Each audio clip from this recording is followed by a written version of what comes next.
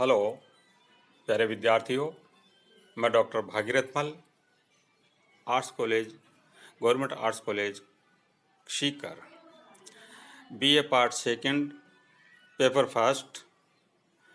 Topic है लोक कल्याणकारी राज्य की अवधारणा।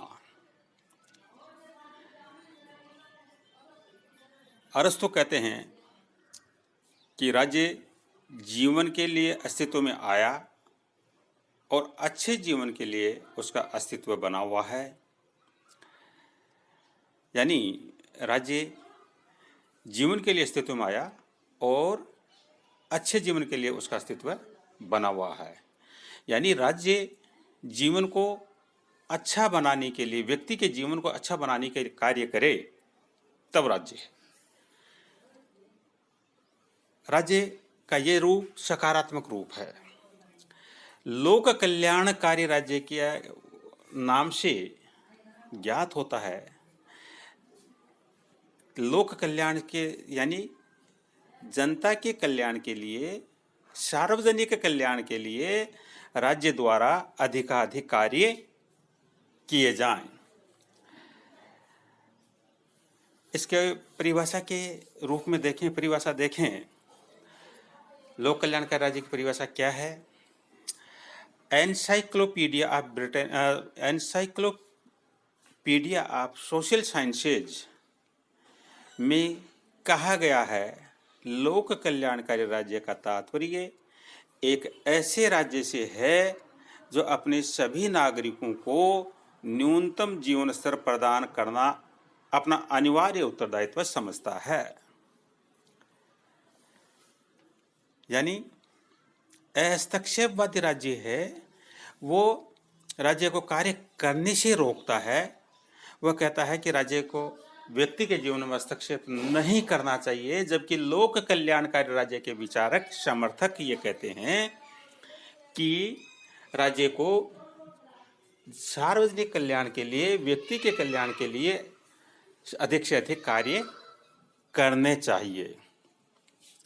लोक कल्याणकारी राज्य की विशेषताएं: यह एक सकारात्मक राज्य है। यानी हम लोगों ने हस्तक्षेपवादी राज्य में पढ़ा था कि राज्य एक हस्तक्षेपवादी राज्य के समर्थक राज्य को नकारात्मक मानते हैं, राज्य को एक आवश्यक बुराई मानते हैं। यहाँ पे लोक कल्याणकारी राज्य के समर्थक ये कहते हैं कि राज्य एक आवश्यकता है, इसके बिना समाज में शांति और व्यवस्था कायम नहीं हो सकती। व्यक्तियों के कल्याण के लिए राज्य आवश्यक है, इसलिए ये एक सकारात्मक राज्य है, व्यक्ति के कल्याण के लिए अधिकाधिक कार्य करता है। यह एक प्रजातांत्रिक राज्य है। लोक कल्याणकारी राज्य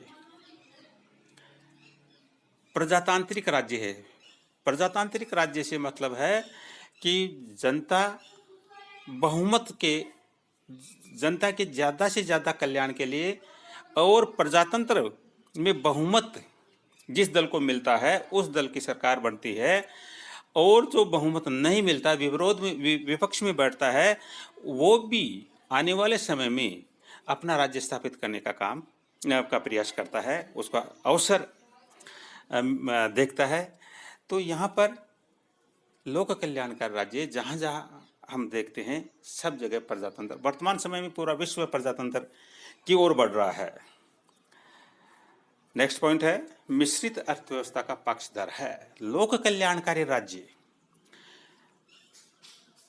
जिस प्रकार से ये लोक कल्याणकारी राज्य, जिस प्रकार से हस्तक्षेपवादी राज्य ये कहता है कि व्यक्ति ही अपने कल्याण के लिए, अपने आर्थिक हित के लिए सबसे अधिक कार्य करेगा, लेकिन यहाँ पर व्यक्ति की स्वतंत्रता को ध्यान में रखते हुए व्यक्ति को भी काम सौंपा जाते हैं, व्यक्ति भी काम करता है और राज्य भी व्यक्ति के हित में काम करता है।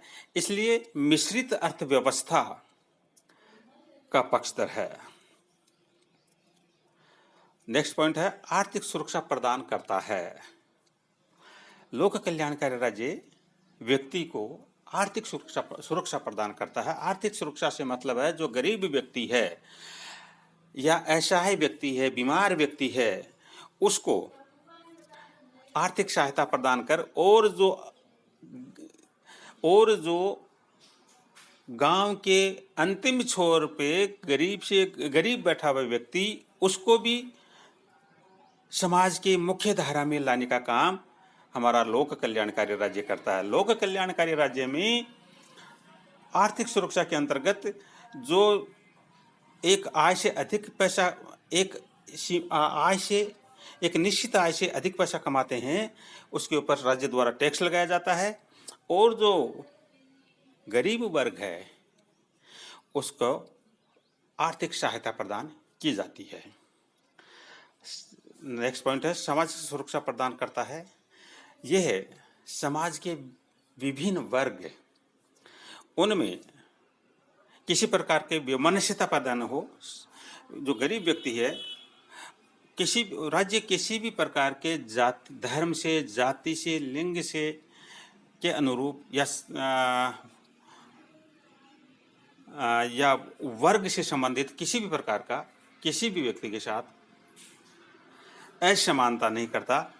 व्यक्ति को, जो गरीब व्यक्ति है उसको सामाजिक सुरक्षा प्रदान करता है। जो गरीब है उसको शोषण से बचाने का प्रयास करता है।